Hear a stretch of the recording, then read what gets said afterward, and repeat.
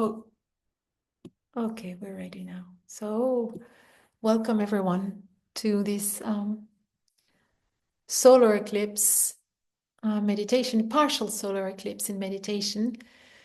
Eclipse that is happening tomorrow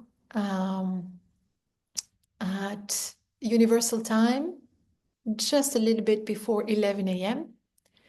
That would be a little bit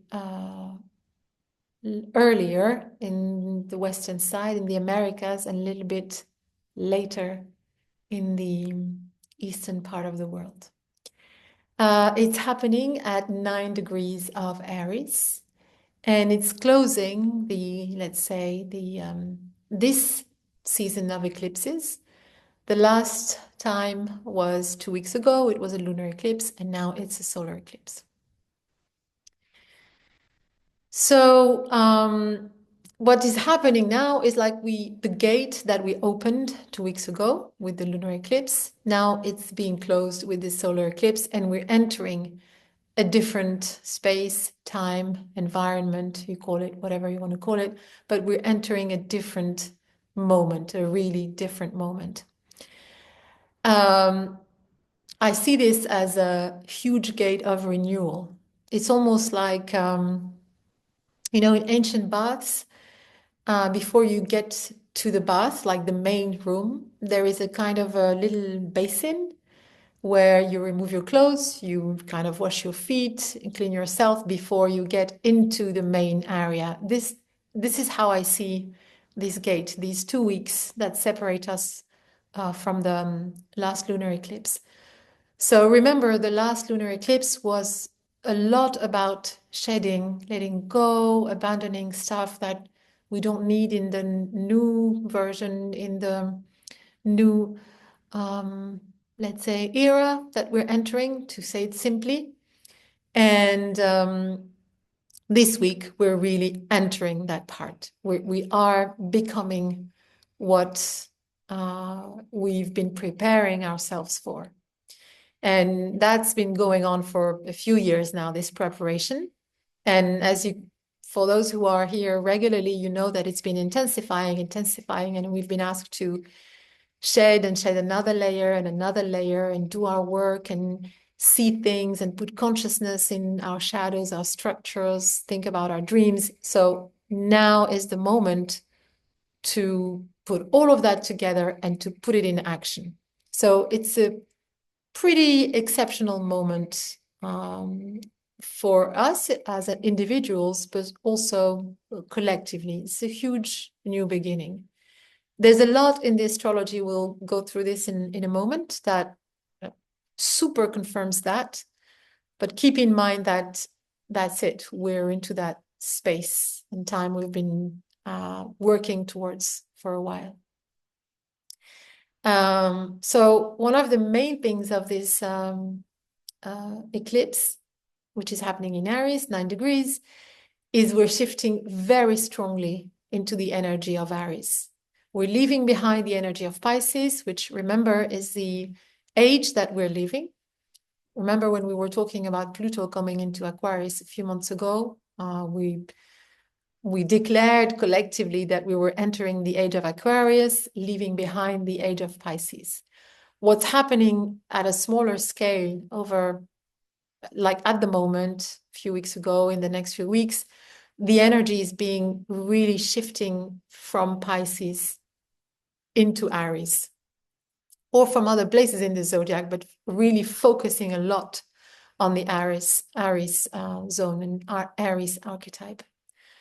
So keep that in mind, because that's huge. Aries is the first sign of the zodiac. It speaks a lot about beginnings and about creation, and we'll come to that in detail a little bit later. For me, I see this as a beginning that has the quality of a cosmic sunrise. That's the level of magnitude of what we're dealing with. It's something that doesn't affect just us, humans, or just us, Earth, or just us as individuals. It's something that is really, really immense, that has ripples all across the cosmos.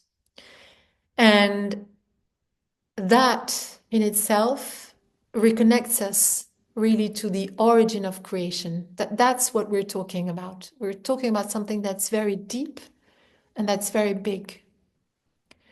And the idea is almost to, I think we can continue with that idea of the bath. It's like we come to a point where we can create from a renewed and decluttered place, a place where we have removed a lot of the dust, the noise, the extra stuff that we actually don't need. And we come to something that is more streamlined, more pure, more simple, more direct, which also corresponds to the energy of Aries, which is the cardinality of Aries, makes it that energy flows in a very direct and straightforward way. And that's where we're coming to from creator's perspective, which is what we are and which is what we are asked to remember right now.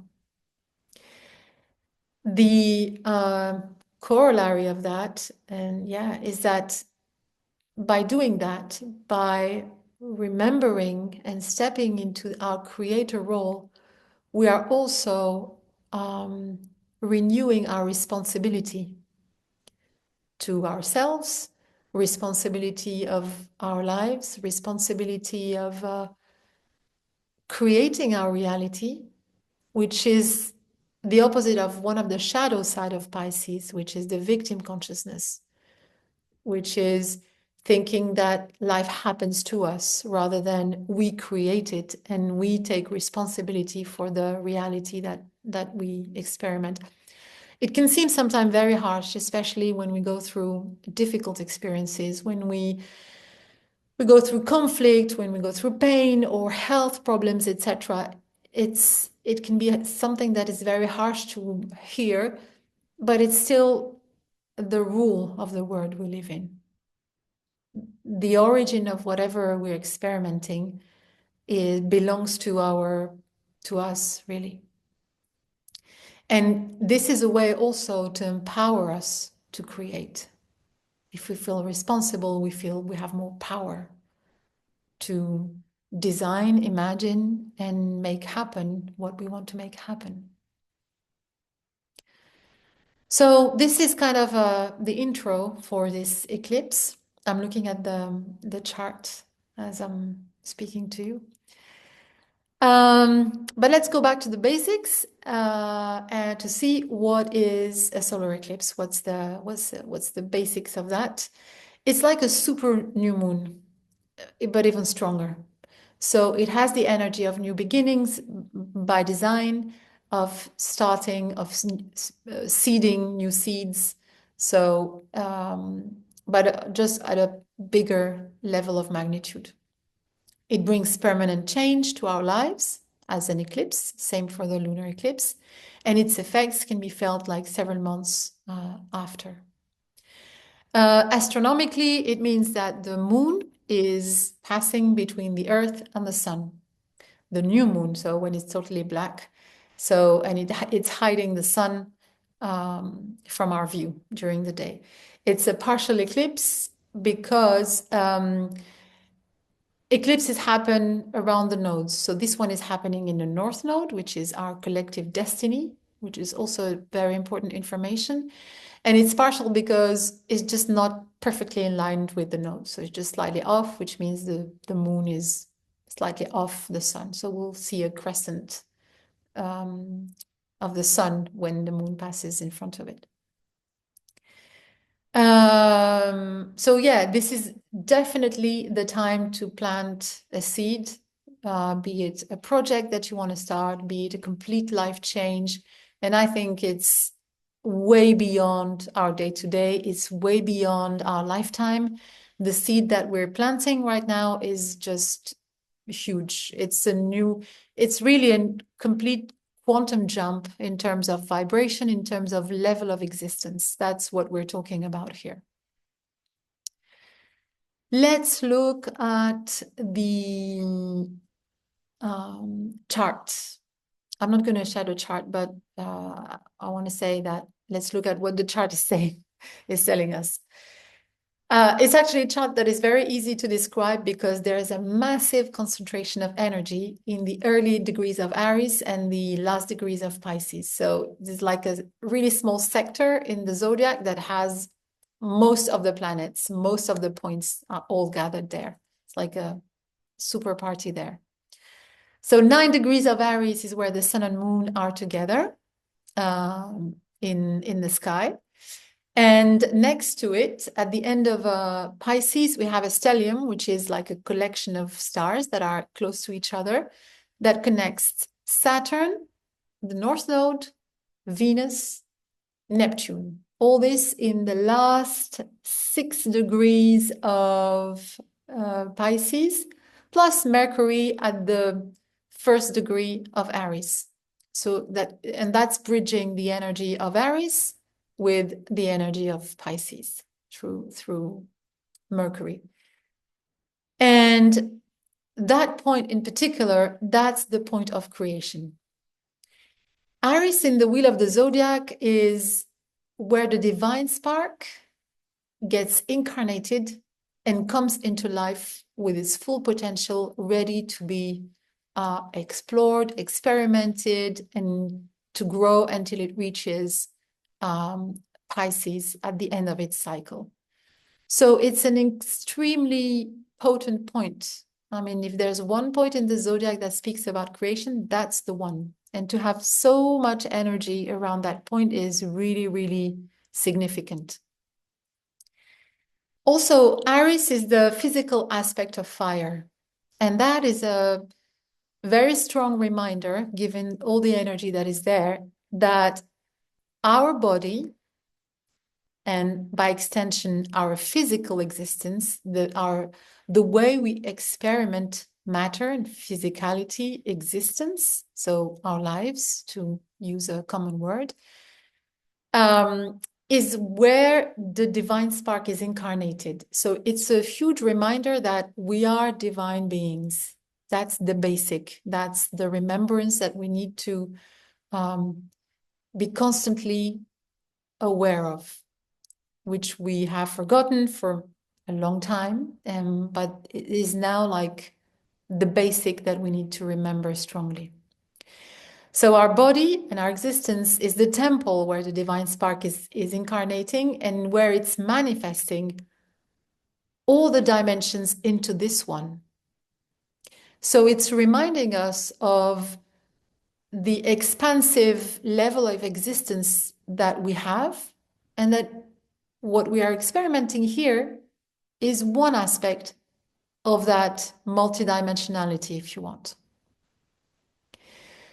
So as I said, it doesn't just speak about our body, but about everything that we live in our material life. It's a reminder of the sacredness of our existence in this plane as well. So it's not a place to run away from. So that's something that for sure all of you have heard at least once, that, we want to ascend, we want to go somewhere, we want to go to 5D, we want to go to 13D, whatever D.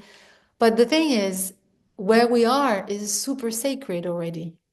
So what we want to do is learn how to master this three-dimensional place. And it's not a question of running away from this, from here. It's a question of mastering it, mastering here, and reaffirming the sacredness and the divinity that is here already, and that we have forgotten for a long time. So it's kind of rediscovery to a degree, but by that it raises us to a different level of existence. I don't know if you're following me. Just changing that outlook on what life is propels us into a different level of existence, because we bring back the love, we bring back the sacredness, we bring back the divine just by stating and incarnating that my level of existence is the divine. And from the divinity, from the love that comes from the Pisces, the unity, the unconditional love that comes from Pisces, that we are getting out from there, I create this reality. So, yeah, that's quite a key, let's say, information that we have from this eclipse. Also, just basically, we can't win escaping this reality. It's just never going to happen. It's not possible. But what is possible is to master it.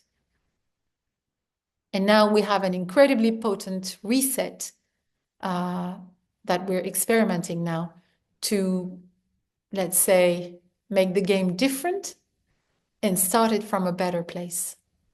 And all the work that we've been doing and all the, let's say, the changes that the stars and the sky have been sending to us, and the upgrades and all of that that's been happening over the past few years, all of that is making it possible again. Obviously, with the work that each one of us is doing and the free will, of course, that each one of us is putting into making that decision or not, because we still have the choice, obviously. So that's, let's say, the headline. If there's one thing to remember, let's say, about this moon, is this. That's the big thing. The portal is about this. And even though it's something that we've been practicing, let's say, and hearing and studying and learning over the years, it's happening now. That's the big difference. We are experimenting it now. And you will see, I hope, how very different the connection to reality can be when we stand in that point of divinity and love. So what's the lessons? What are the lessons from this moon? The key lesson, I would say, is about remembering, is about remembrance. We're coming out from the waters of Pisces, and the water is the origin of life. Be it on a spiritual level and a philosophical level, or conceptual level rather, or from a physical level. And in the theory of evolution, that's where we come from. So, and this is our reminder. The North Node is in Pisces right now. And a lot of the energy is still gathered there. This is where the reminder of our divine nature is, and of the principle of oneness. And remember also that the water is the mirror of the sky. So that connection to waters is a reminder of our origin, right? That is celestial. And that's where we're coming from, both physically and metaphysically. It's also our nourishment. Without water, there's no life. So it's also the divine that nourishes us. We can't survive on just mind or mental stuff, or, just thinking that we're doing it alone as a body of 60 kilos, To create what we are able to create, we do need that turbocharged divine, let's say, remembrance within us. So that's the message of the water. And then there's the message of the fire that we're entering, and that is, starting to burst. And it's the remembrance of our power to create and shape reality. That's the gift of Aries. It's, as I said earlier, it's embodying the divine spark in its essence. That's divine will. Divine will is encapsulated in Aries. That's where it kind of flourishes in the greatest manner. In Aries, I am. That's the mantra that corresponds to Aries. So I am means I'm totally infused in the divine essence. And I am gives the first impulse to give it a body that will evolve through the 12 archetypes of the zodiac.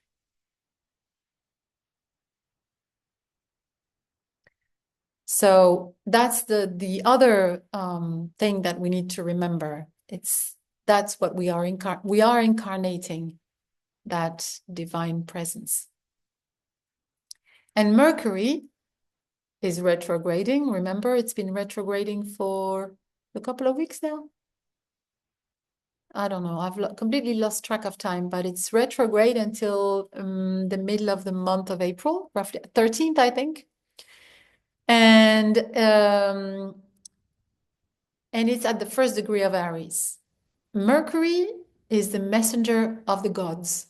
It's Hermes in Greek, remember? It's the personal planet of the mind. And that is at the exact beginning of the zodiac, the very first degree of the entire zodiac, the entire wheel. And in that, it's the perfect bridge, not only because of the archetype that it represents, Hermes, the messenger of the gods, so it's the bridge between heaven and earth, but it's also bridging that point where it's bridging the, let's say, the creation soup or the waters of creation in Pisces and the precipitation of that into incarnation. So it holds where it is today and tomorrow, like it holds a very deep symbolism in that, of bridging those two, let's say, state of consciousness. It speaks about Jacob's ladder. Remember, we spoke about Jacob's ladder in the last lunar eclipse, in the last meditation. So that, communication going up and down between heaven and earth. But if you look at the symbol, the symbol of Hermes, it speaks about balance. It's the two serpents that are crossing each other, and in the middle there's the rod, the central rod, the world axis. And it is actually on the world axis right now. Mercury is on the world axis. And what happened between the two eclipses? The equinox, which is the symbolism of balance as well. So it's one of the 4 stations of the earth, and in relation to the sun, that speaks about balance, the balance of polarities. So here there's a very, very, very strong symbolism and message about re-establishing that balance. So it's like the idea of the reset that I was talking about earlier. So let's reset it so that it's completely in balance. The feminine, the masculine, the positive, the negative. Something that was not in balance before, was out of balance. Where are we coming from? Mercury is retrograding in Aries. It's where it started. It's retrograde. It's going to go into Pisces and then go back. And in that retrogradation, it's activating the attribute of will that is associated with Aries. So there's that impulse that is really emphasized, that we do it. We are the actors of that change. It's not happening and we are on a boat that is going somewhere. We are the boat. It's like imagine yourself as a drop of water in a wave. When the wave is forming, you are forming the wave. Every one of us is forming the wave. So this is how it's happening right now. So yeah, it's about creative thought. Hermes is like mind, the imagination. That's how we create, by projecting. And So yeah, it being at this place in the zodiac is also about that. About the creative mind, about bridging the source of life and the individual incarnation of oneness, which opens the possibilities of imagination. You know, in the primordial waters, everything exists in potential, but the moment you incarnate, then there's one option that, you know, is ready to be born. And that's in that trajectory between the void and the incarnated, that's where the vision, the imagination just projects and starts creating. That's where we are. And this is what is available to us if we want to take it. So, in a very practical way, this is the moment to review what is it that you want to bring to life, really. Like, who do you want to be? What life do you want to lead? What does it look like to be you in your most incredible, fun, beautiful, whatever adjective that you want to, most expanded version, the most truthful version as well. So, and Mercury is positively connecting to Pluto. So, yeah, go revolutionize things, recreate, just bring it on, just bring the essence of you outwardly. And this is the time to bring it on, to be bold and to allow the old to die without regrets and to just to make space for the new. In connection to that, we have Venus also that is retrograde. They started their retrograde, Venus and Mercury, approximately at the same time, I think 1 or 2 days apart, and they are going in this. They're how do you say that? They are traveling in the same direction and together. Venus is already in Pisces. And Venus is connected to what it asks us when it's retrograding. It's asking us what is important to us. What is it that we value? It can be in relationships. It can be in our lives. It can be how we enjoy life. What brings us joy? What brings us pleasure? What brings us, what is it that is important to us? And it asks us to feel what is it that we love. So it reconnects us to our heart. And now being in Pisces, it really bears a specific meaning about the unconditional love that we find in Pisces. So if you see the picture, we're having those two planets, those two archetypes. One is mind, the other is heart, that are asking us to revise our book, our script for the film that we are playing in. And just to sit and go back to the depth of what is it that is really key to us, that also to our authentic part. And what is it that we authentically enjoy, like, love? And with the power of the mind to start envisioning it while we are entering that degree of creation. So it sounds like a good plan, right? It sounds like things are well organized for us to start creating from that place of truth and enjoyment and from our heart, really. And Aries being very, highlighted right now. If we look at its ruler, Mars is in Cancer at the moment. So it's talking about our emotional and material security.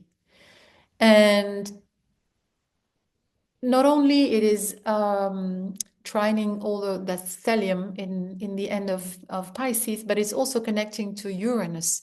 And Uranus, remember, is the renewer. So it's really re-emphasizing that direction of renewal, of, creating something from a different perspective.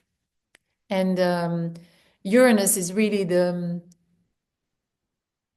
is the one that has ideas that come from out there, that are really groundbreaking, So it's really pushing us towards just go as far as you can into imagining what your life can be.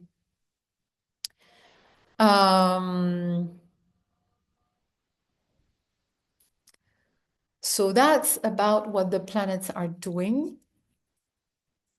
I want to talk to you about two other things. The Sabian symbol for this eclipse, which is, they are, let's say, energies that were channeled, I think, in the 20s by L.C. Wheeler, I think, in the 20s, and where each degree bears a specific energy, and it was channeled in a very poetic way by, like, in sentences. And for this eclipse, the Sabian symbol is: a teacher gives new symbolic forms to traditional images. And I think it's really wonderful, and it gives an additional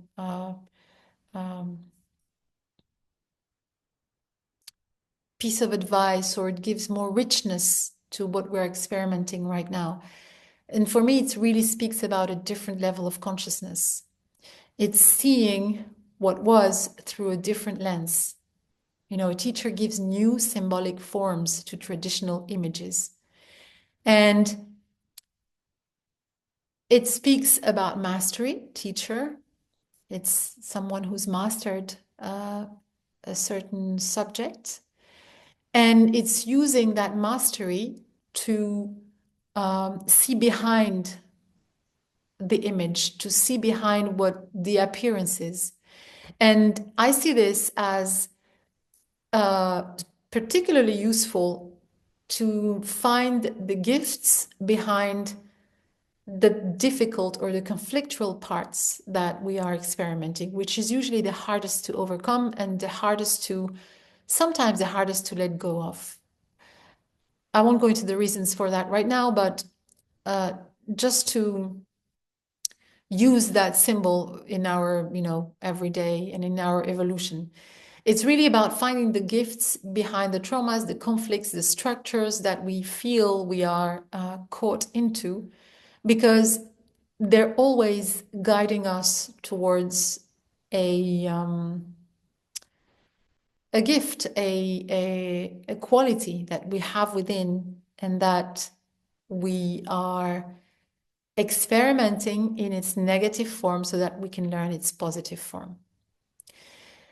So it's really taking that higher level, that witness level, onto parts of our lives, or all of it, to navigate the reality that we live in, until we master it completely, and we kind of, it's almost like become fluent, until we become fluent in seeing behind the appearances. I hope you're following me.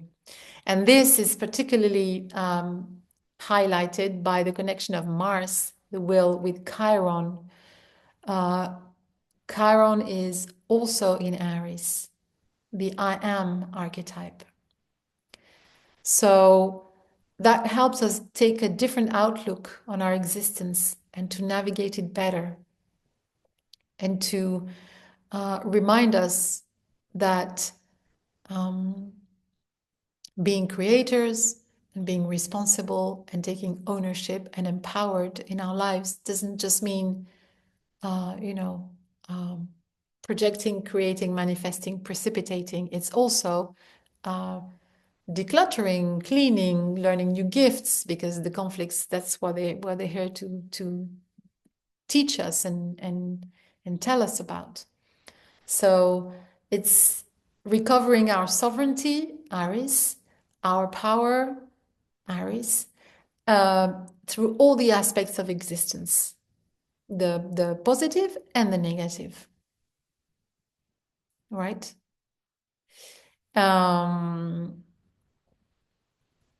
What else?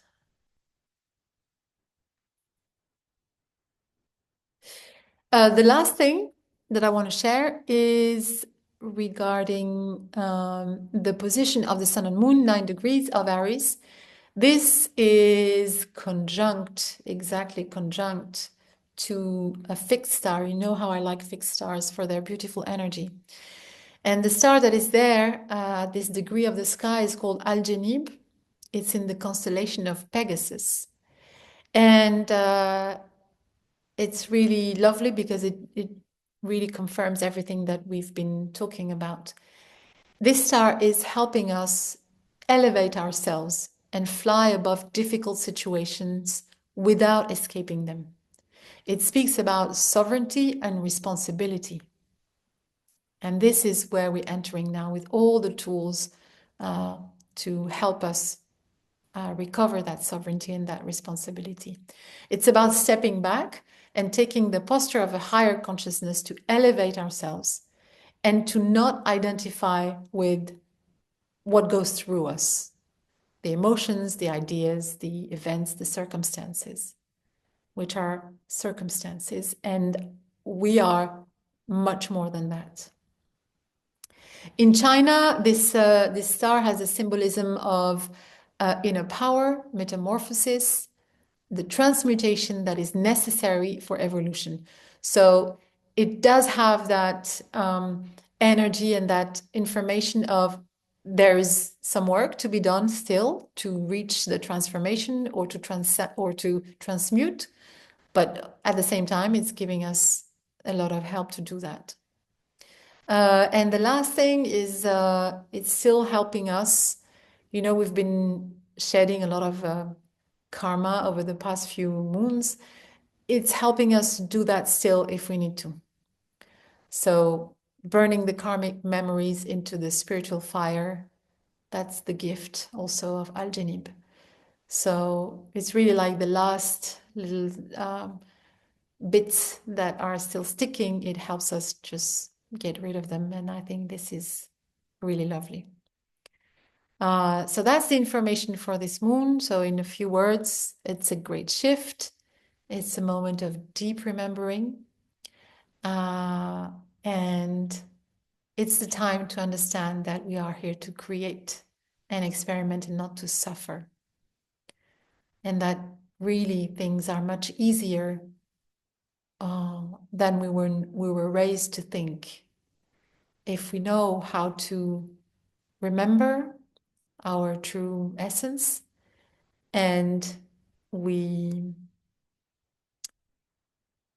allow ourselves to apply it in our and dare embody that in our day-to-day life. That's it for this moon. Let me pause the recording. And one of the reasons why I think it's super significant that this configuration of stars is happening during an eclipse. The eclipse is the moment where the light of the sun gets hidden. Where do you find the light when the sun is hidden? You find it inside of you.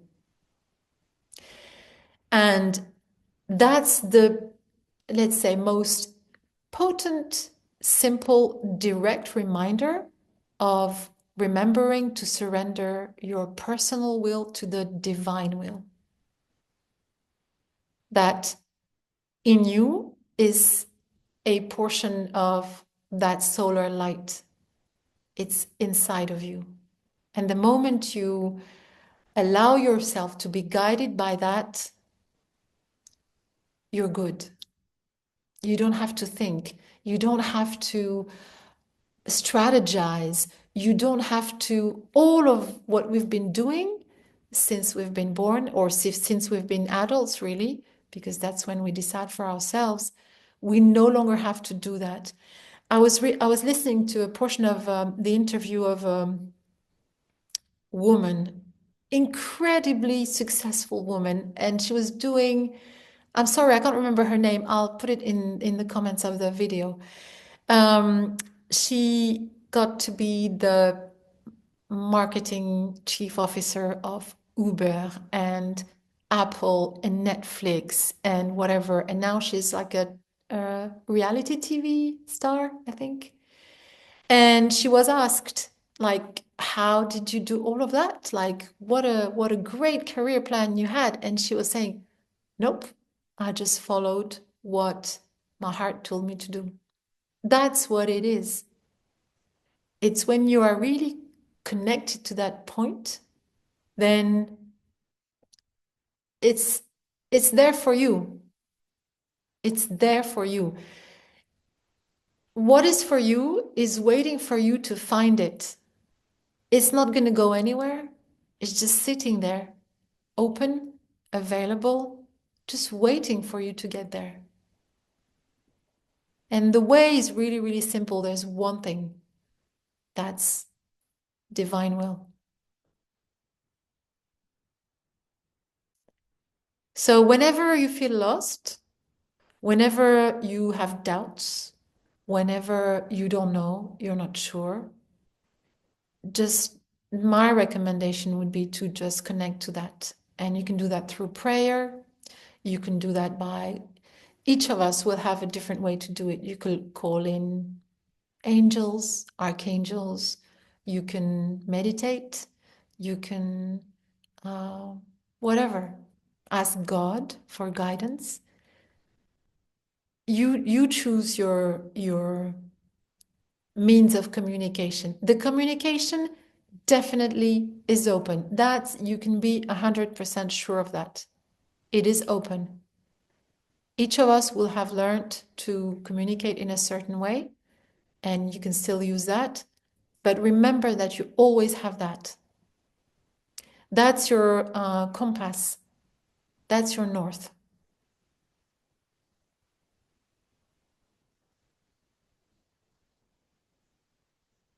And I think that's one of the underlying lessons as well of this solar eclipse. As much as it's coming with very condensed messages, very simple to express messages, it's so multi-layered that it just takes us to the depth of who we are. And it just forces us to go to our core. It's like an onion. You go to the heart of the onion. And in the heart of the onion, you find divine consciousness or the spirit of Christ or whichever. But it's definitely related to the sun and to the light. That's what I want to say. You can call it Horus if you want. You can call it Christ. You call it what you want. But this is what it's about. And the sun is the one that embodies it in the most obvious and direct way.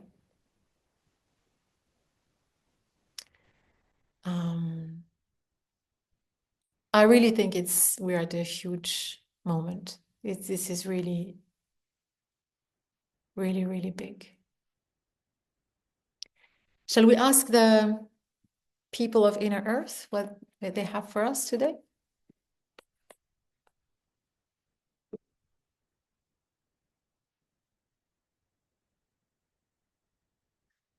Okay, what else would be useful to become aware of? Okay. Oh, lovely. We got a message from the Hyperboreans called the healing. It shows a hand with some water that seems to be reflecting the stars. Okay, let's see.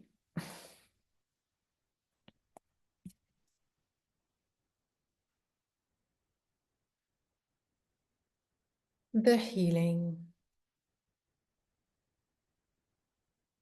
Okay. We, the Hyperboreans, have eliminated all presence of sickness. Our matter vehicles are bigger than the ones of the earthlings of the surface, and we enjoy a perfectly balanced health. We would like to bring to your consciousness that your current illnesses come from a friction, a resistance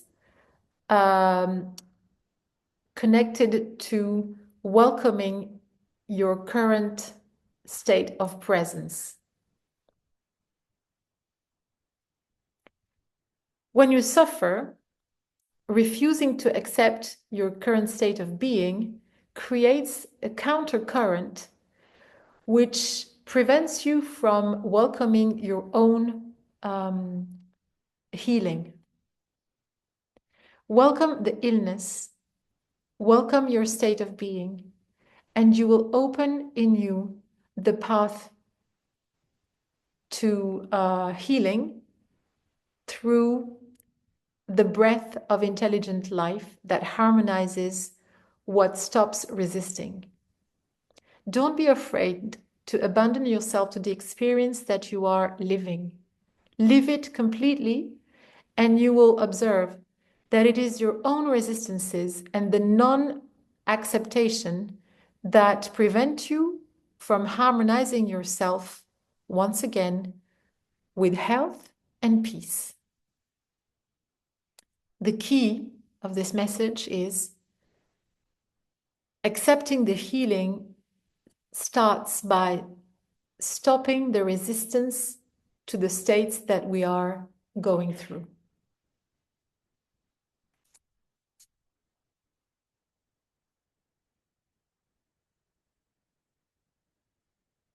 I think it's a lovely message. Thank you, Hyperboreans. Okay, let's go to the meditation.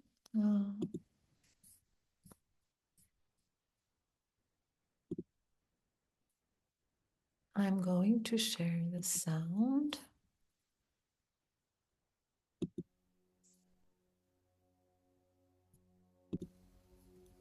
Can you hear it? Yeah, okay, perfect. All right, sit comfortably. I would recommend that you do this meditation sitting, so don't lie down. Make sure that your spine is vertical for this meditation.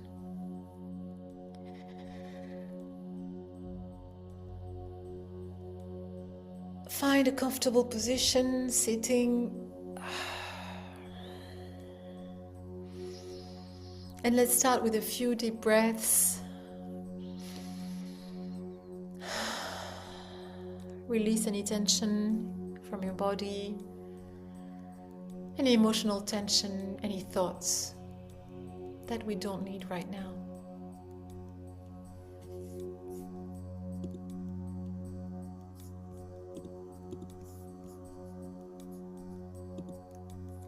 And when you're finished, go back to your breath. Just natural breath. And become aware of your body for a second.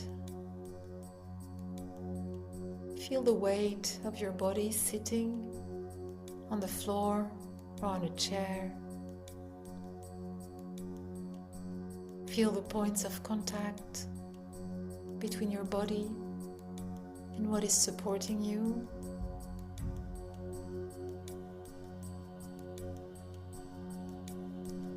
And just go over your entire body, acknowledging its presence. If you feel the need to massage your body for more awareness, please do so.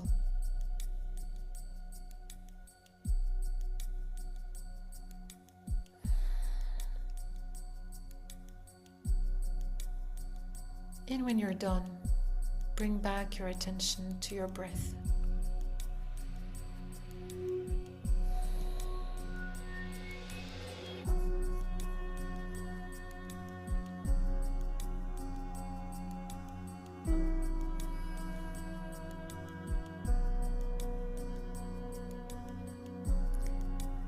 And now I would like you to locate and place your attention on 2 points of your body. The perineum, which is at the base of your spine, very low in between your legs, and your crown at the top of your head. Just place your awareness on these 2 points, locating them precisely. And at the next breath in, inhale from the core of Earth into your body through your perineum and through a central tube that goes through there up to your crown. And exhale with a big sigh.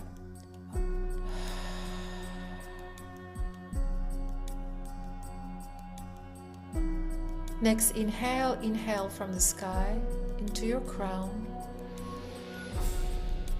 And exhale with a big sigh. That's 1 cycle. Do 2 more cycles. Inhaling from the core of Earth into your perineum.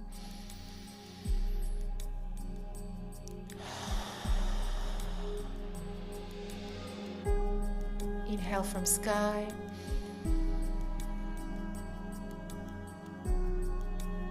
Into the crown and exhale. And one last time.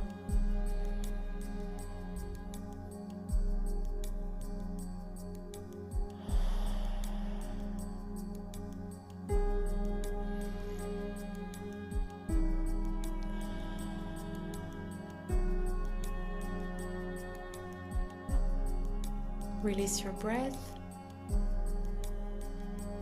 And for the next round, I would like you to do the same, inhaling through your perineum from the core of Earth. And at the exhale, to shift your consciousness to your entire body. And the same thing, when we inhale through the crown, with the exhale, we shift our consciousness to our body. Let's start together. We'll do it 3 times. Inhale from the core of Earth. And exhale, placing your consciousness in your body.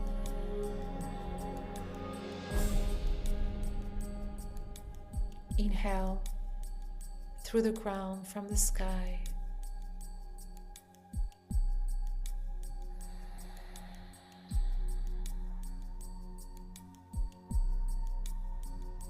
Another time, second round, inhale from the core of Earth.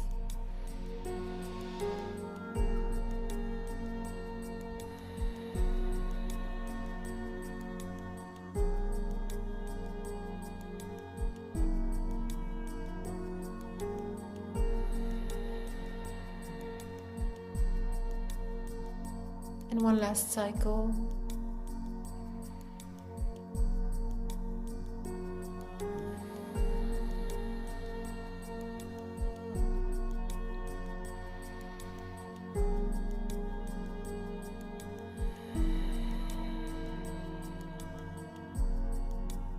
And when you finish, release your breath.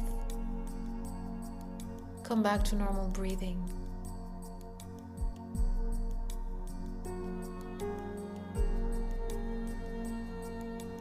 And now, together, we will build our individual Merkaba.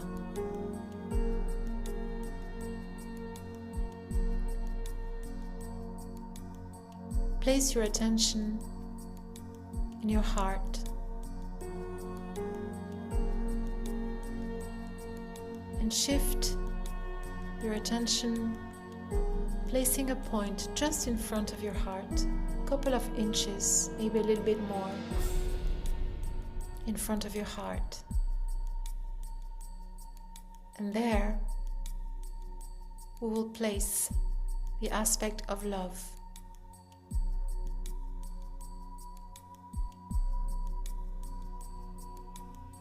On your right shoulder,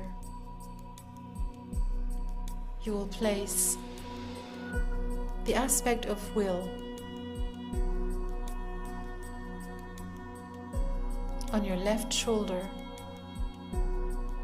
you will place the attribute of wisdom.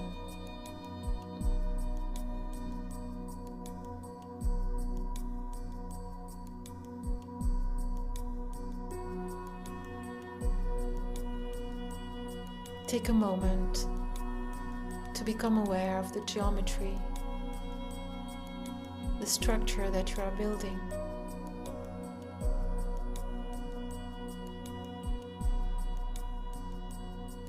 This triangle connects to a point below you, connecting to your your presence here and now.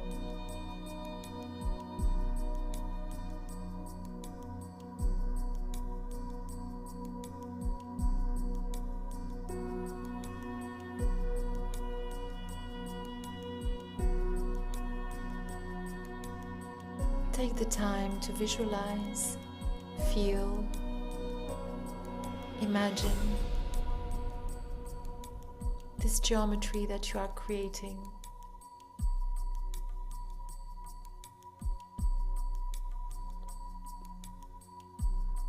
And now, place your attention at the lower part of your spine. And there, place the attribute of energy.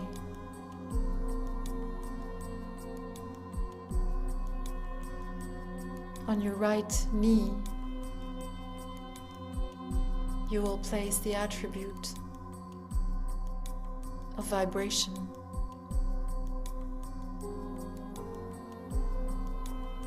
On your left knee, you will place the attribute of matter.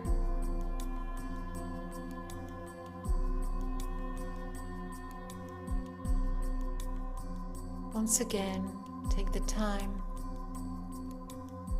to visualize those points. You can see them as little points of light, little flames, little sparks.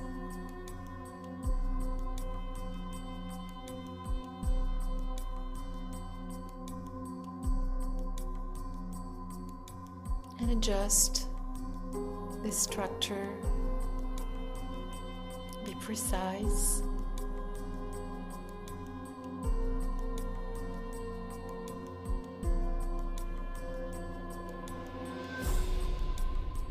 And now place your attention above your head, connecting those 3 points to a 4th point. This is your eye of your I am.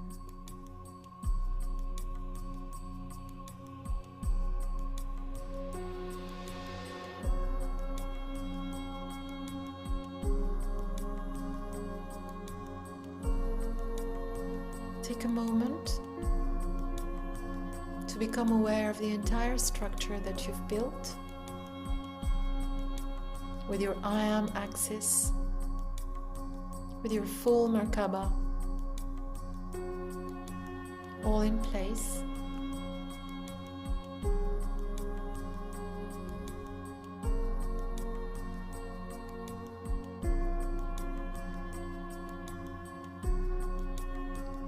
And now, place your focus on your heart and recall a moment, a memory, a feeling when you felt immense joy, immense love, and bring that here and now. Bring that feeling into your heart. make it extremely present.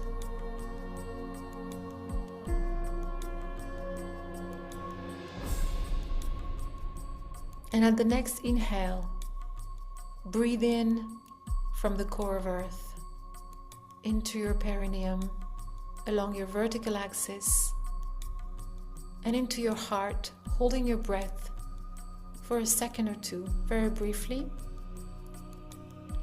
And with the exhale, expand that feeling and that light into your entire body and into your Merkaba structure.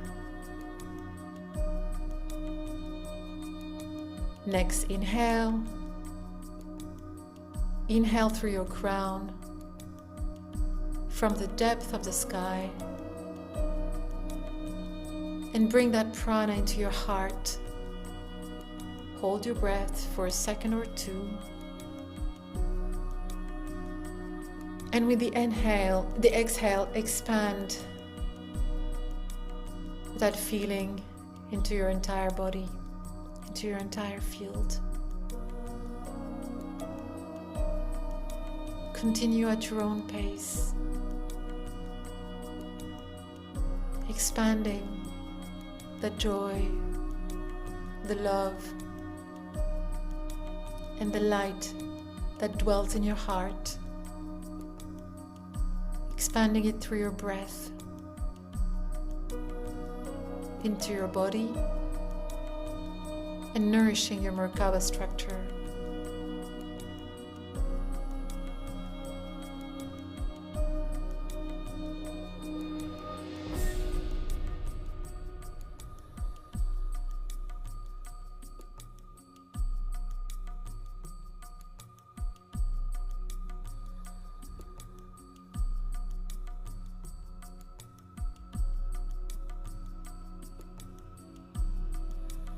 Take your time, be precise.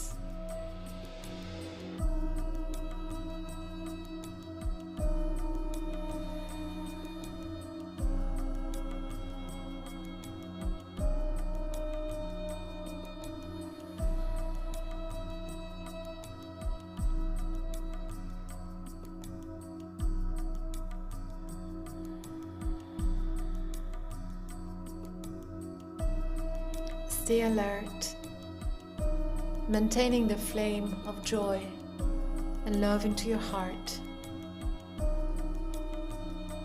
expanding it every time with your breath and nourishing your entire aura with it.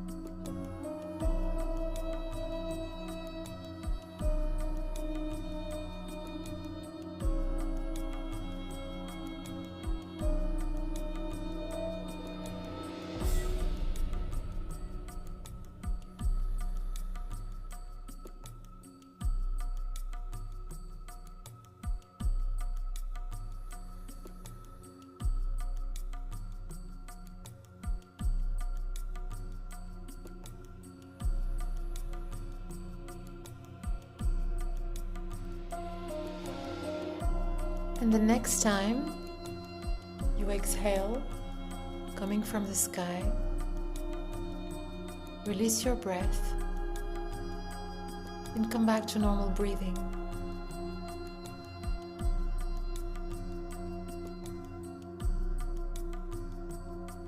And we take a moment to activate with our vibration using a nasal sound.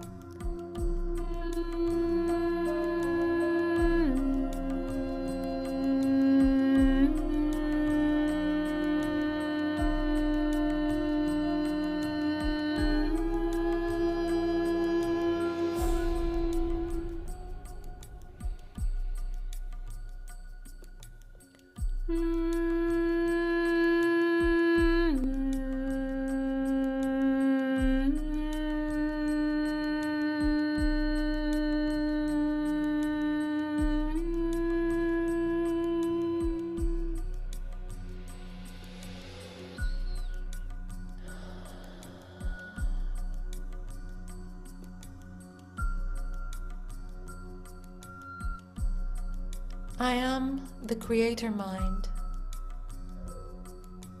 My will is divine will. The divine spark finds its home within me.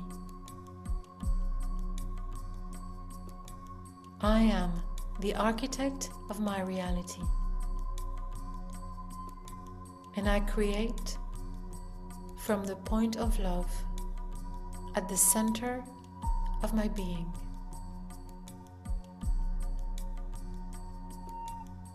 I am. I am. I am.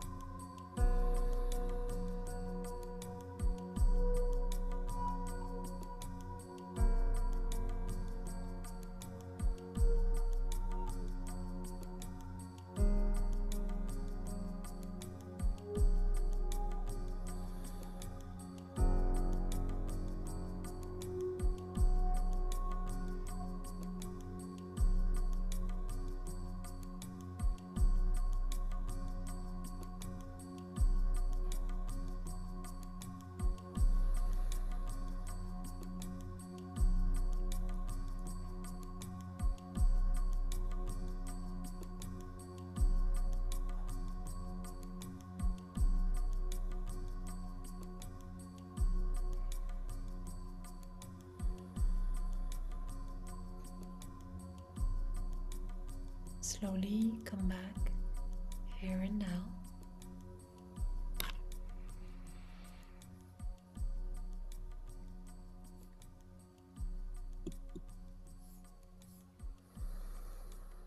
Reconnect with your breath, with your physical body. And when you're ready, you can open your eyes. Thank you so much for being here, for sharing this space and this moment. I wish you the most beautiful eclipse and a happy new incarnation here.